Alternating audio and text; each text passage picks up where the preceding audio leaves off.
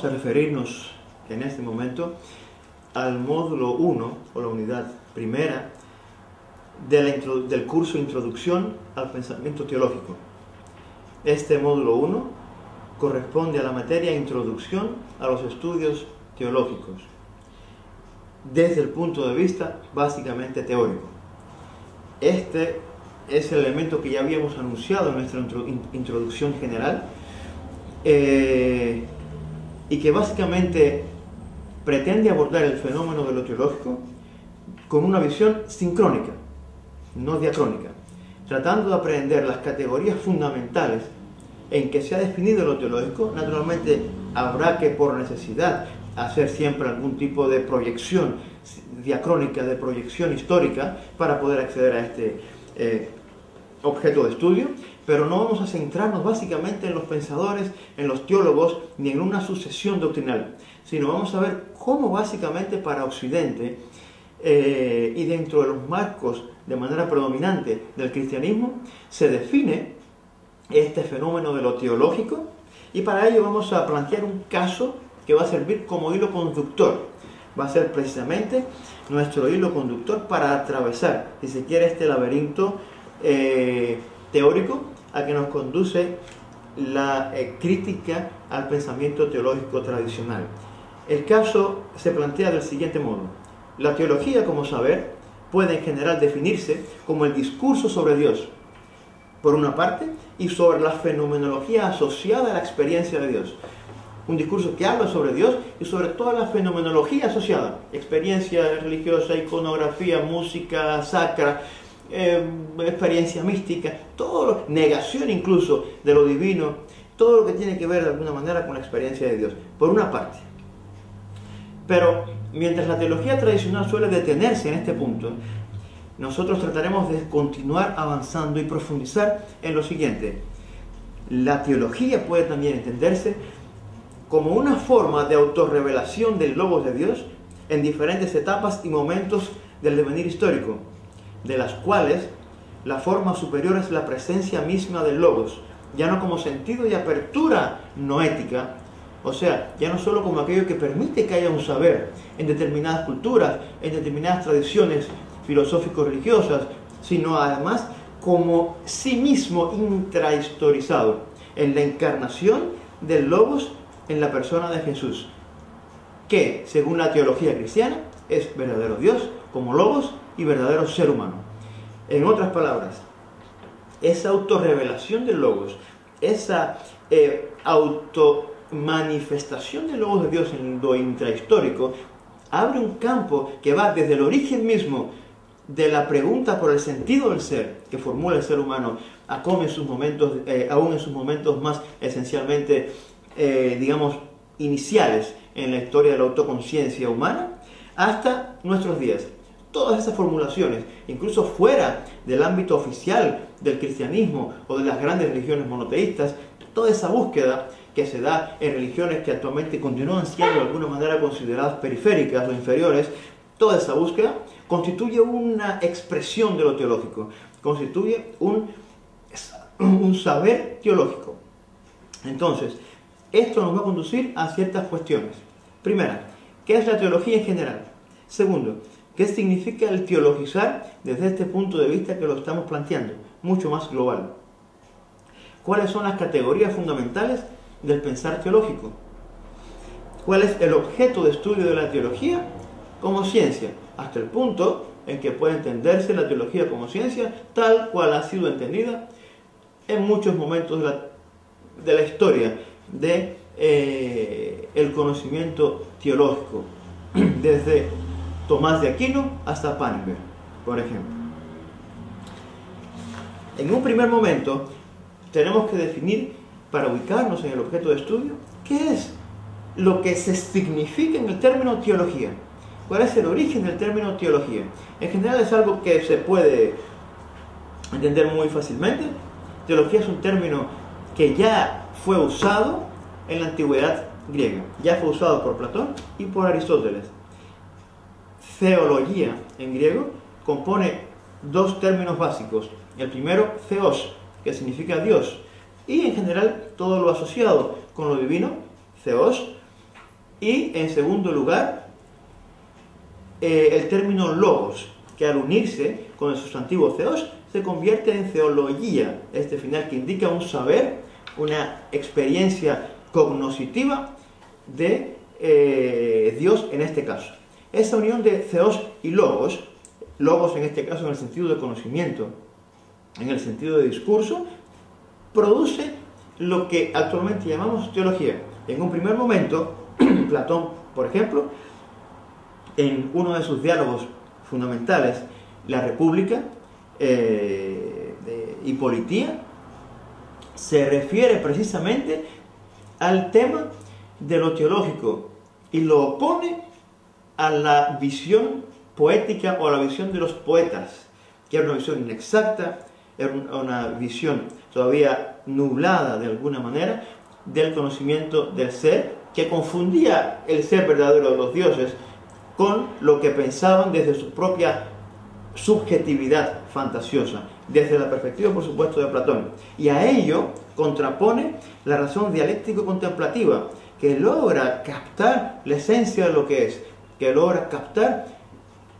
toidos, el aspecto, la idea esencial del ente, y la representa ante los ojos de la razón, de manera que se alcance, siempre según Platón, un conocimiento esencial del ente.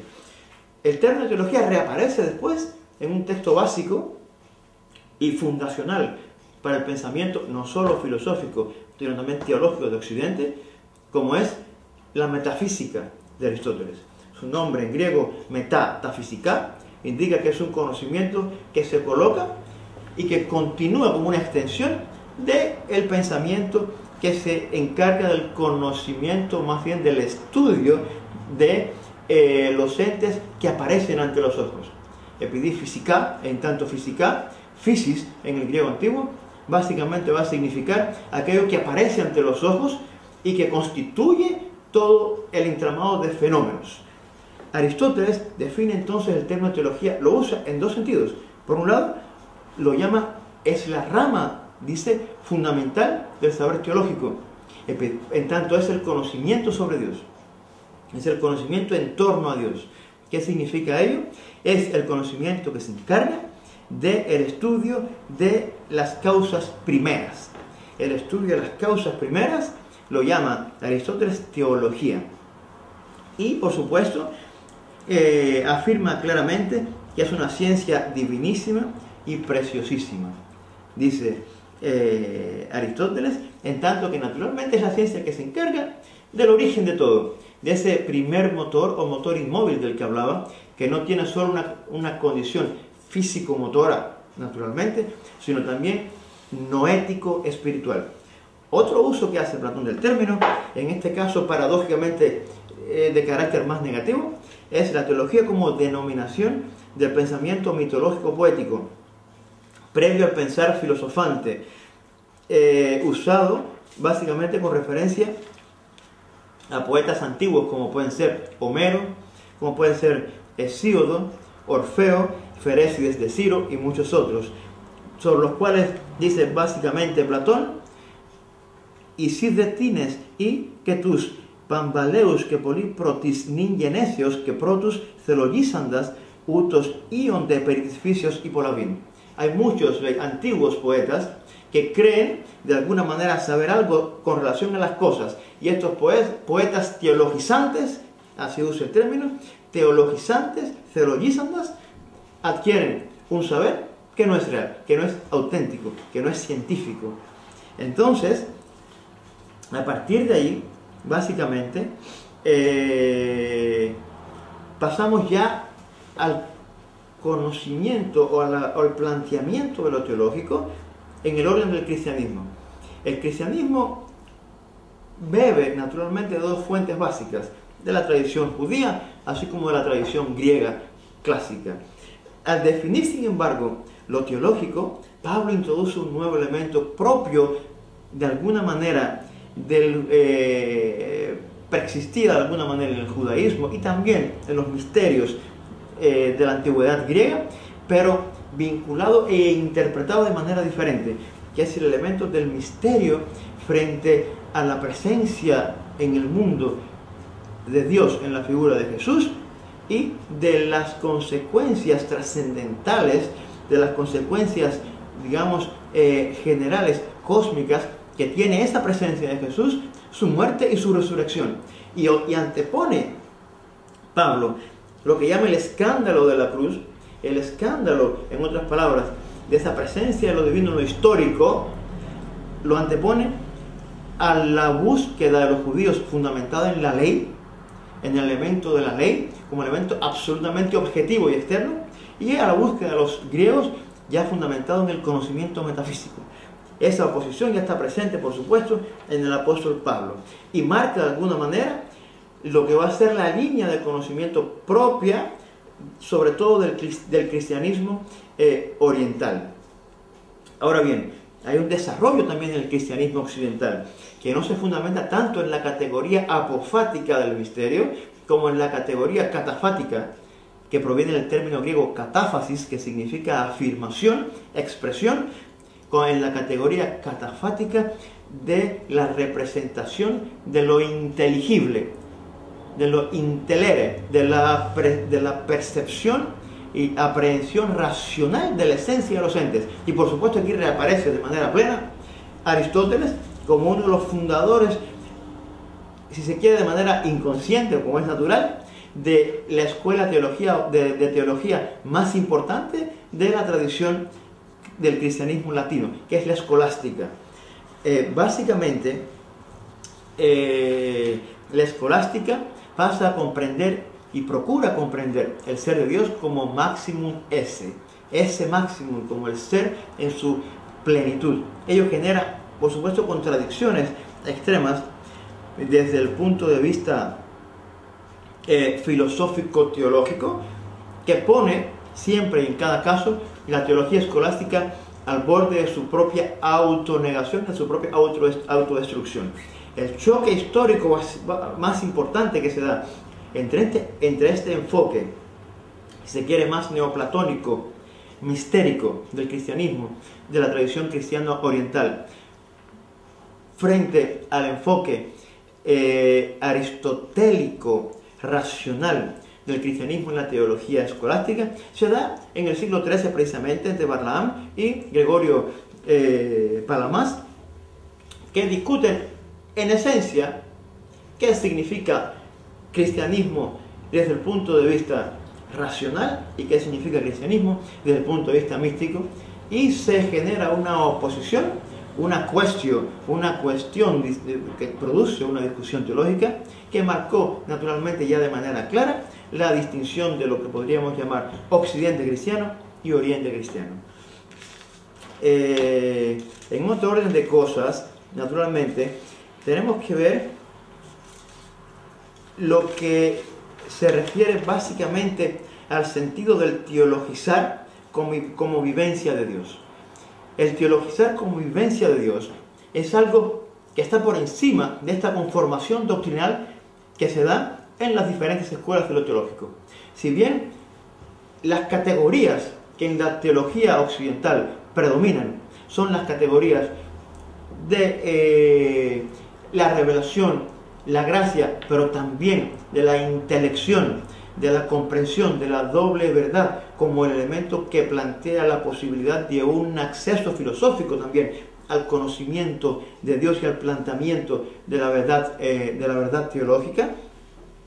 Nosotros vamos a ver que más allá de eso, más allá de este horizonte intelectual, hay una raíz que es existenciaria,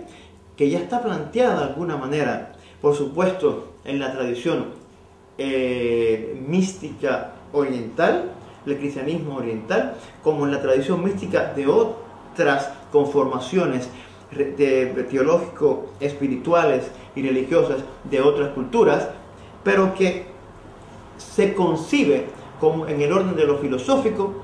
mucho después en nuestra tradición euro-occidental. En este sentido, por supuesto que es importante tomar en cuenta que la crítica que sufre la teología escolástica y en general la teología oficial ontoteológica de Occidente se enfrenta, parte y se desarrolla a partir de los presupuestos de la llamada filosofía existencial, por un lado, y por otro el cientificismo positivista, por otro. Nos interesa lo primero, básicamente, porque nos conduce a concebir que en la base de la teología como conocimiento hay una serie de categorías comunes que tienen su raíz en un orden ontológico común. Más allá, por tanto, de las diferencias o de la comunidad categorial que se puede ver en el teologizar en general, vemos nosotros que existe un elemento mucho más esencial, que es lo existenciario. Lo existenciario, que es lo que posibilita precisamente una comprensión mucho más esencial de lo teológico. En este sentido, podemos, para concluir, referir que la teología como saber se presenta bajo la forma de la unidad dialéctica entre la experiencia de religare, de la religación como situación ontológico existencial, y la necesidad de comprender a través de la razón también el encuentro con lo trascendente. Por un lado, el estudio de la teología, por tanto, es complejo. No es simple plantear una escuela teológica dominante o la ideologización de la teología a través de un grupo religioso dominante frente a otro, sino que en esta complejidad lo teológico se nos muestra, primero, como el enfrentarse a lo trascendente, a Dios como experiencia. Dios se autorrevela como experiencia en el propio orden existenciario del ser humano. Segundo, la revelación es una comunicación anticipada de Dios con el ser humano. Y en el orden de lo histórico aparece una llamada, una vocación que se experimenta desde el punto de vista estético, desde el punto de vista ético, en el orden de lo sentimental, según el enfoque posterior, por ejemplo, del romanticismo. Pero lo cierto es que hay una apertura en lo histórico que permite una percepción de lo trascendente sin que el ser humano sea sujeto de esa apertura, sino más bien es afectado por ella. Tercero, la Biblia, en este caso en la tradición cristiana y en general en los textos espirituales tradicionales de diferentes tradiciones religiosas, se presenta como las palabras que contienen de alguna manera la plenitud de una revelación. Incluso los Upanishads, incluso los Vedas, incluso las Brahmanas, incluso el Popol Vuh, todos los libros religiosos presuponen que habló Dios desde lo alto. No es una creación humana, no es una doctrina filosófica. Y por otra parte, la propia historia del estudio de los tópicos anteriores como autoconciencia del pensar teológico forma también parte del conocimiento teológico. O sea, el conocimiento de qué es la historia de lo teológico, cuáles son las conformaciones que se han definido, cuáles son los teólogos más importantes, a los cuales, por supuesto, hay que hacer referencia a la hora de una comprensión más global del fenómeno teológico. Por último, podemos decir que la afirmación de que una forma religiosa específicamente definida en un contexto histórico es por necesidad la única vía de planificación del conocimiento y la experiencia teológica es contradictoria en sí mismo, desde el punto de vista de que estamos planteando, primero, que lo divino se autorrevela en el orden total de la experiencia histórica humana, y segundo, que lo esencial teológico y el fundamento de todas las categorías de lo teológico, entiéndase, inmanencia, trascendencia, Dios, ser humano, experiencia, intuición, etc., se fundamentan en la raíz existenciaria, que como preeminencia ontológica es común a toda la humanidad, más allá de sus conformaciones culturales específicas.